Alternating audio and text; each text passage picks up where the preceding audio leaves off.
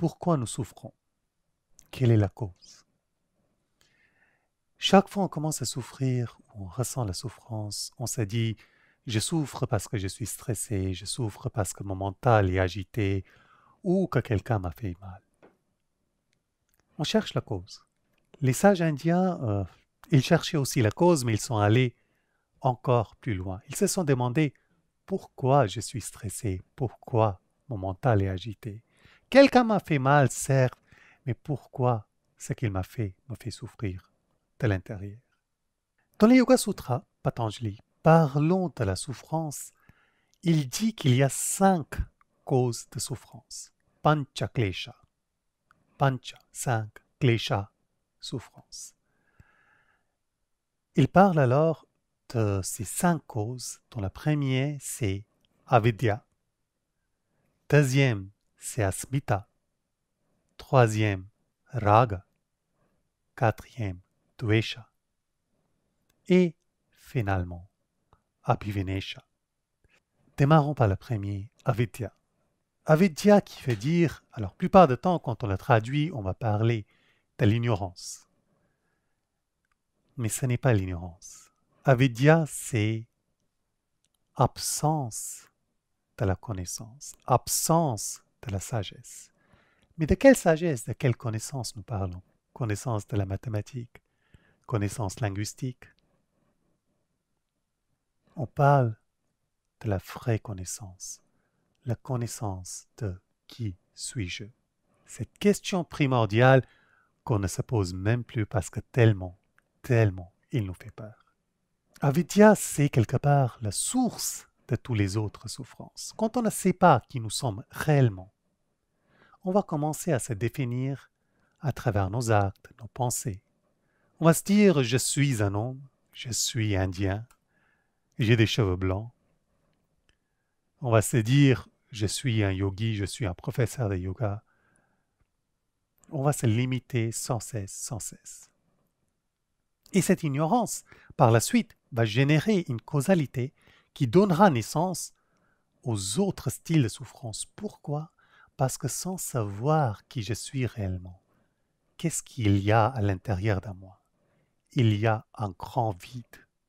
Et quand il y a le vide, on est presque obligé de le remplir.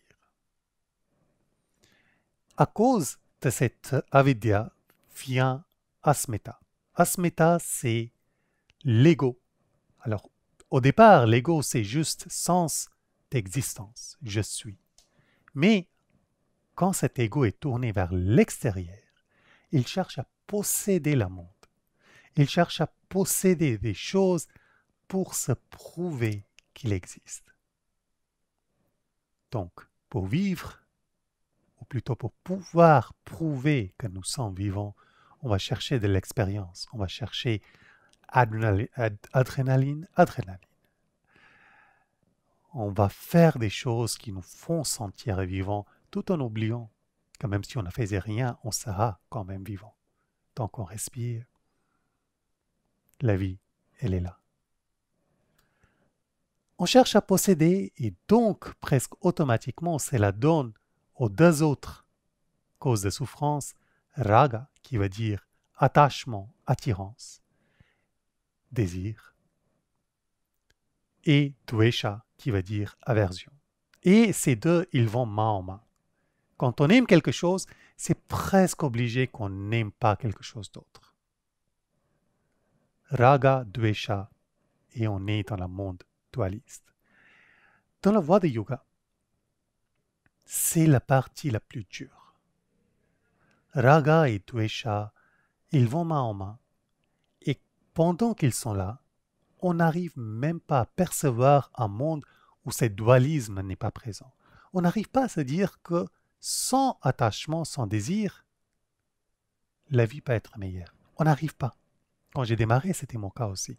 C'est presque inimaginable. L'esprit, chaque fois on en parle,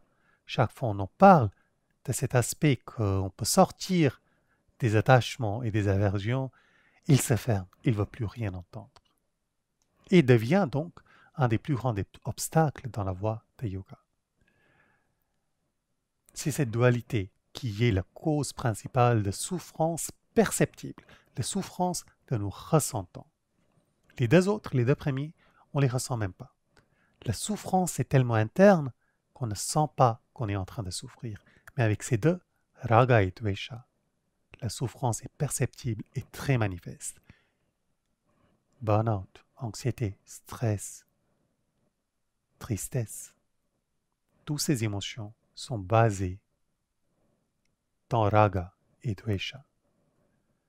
Et le dernier qui vient à cause de raga et dvesha, c'est abhivinesha, qui veut dire la peur de la mort.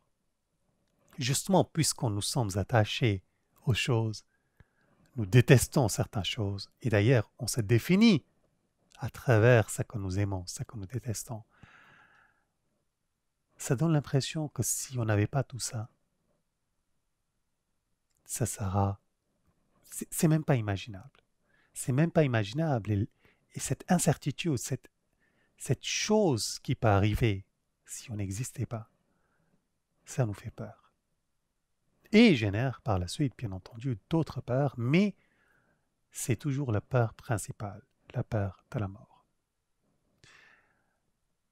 La voie de yoga cherche à nous aider à travailler non seulement sur ces peurs, et d'ailleurs on ne travaille jamais directement sur les peurs, mais sur les quatre autres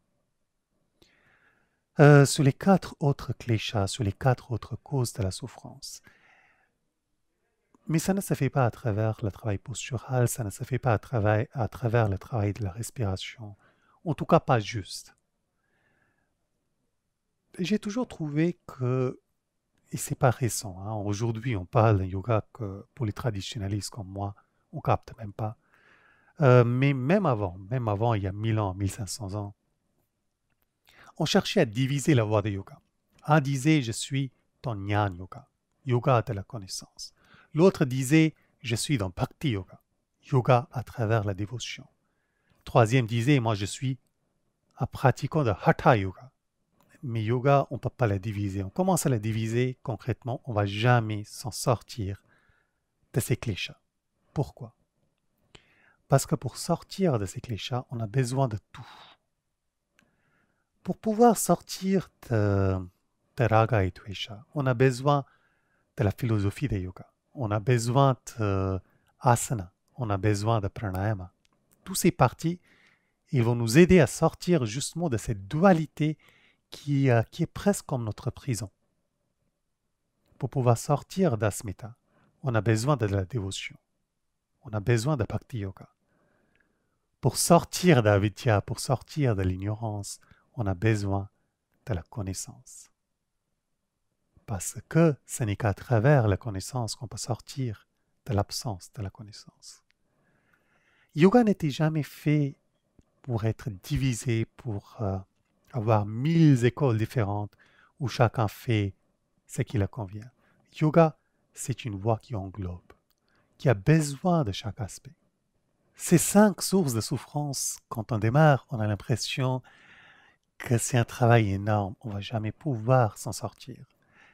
C'était mon impression en tout cas quand j'ai démarré et quand j'ai commencé à capter en fait la nature de la souffrance et ses causes. Mais plus on se met à pratiquer, plus ça devient simple. On a l'impression qu'il faut tout changer dans nos vies et c'est notre grand tort. Ce n'est pas en devenant quelque chose de nouveau qu'on va enlever la souffrance. Toute cette connaissance, il est déjà présent en nous. Il suffit de se souvenir, de se rappeler. Et dès qu'on commence dans la voie de yoga, dès qu'on sort de la rigidité autour de nous et on rentre dans la vraie voie de yoga, un après l'autre, les portes s'ouvrent et ces 5 causes de souffrance disparaissent. J'espère que cette vidéo vous aura aidé. Si c'est le cas, n'hésitez pas à laisser un like, vous abonner à la chaîne. Si les questions vous viennent, n'hésitez pas à les poser via les commentaires. Namasté.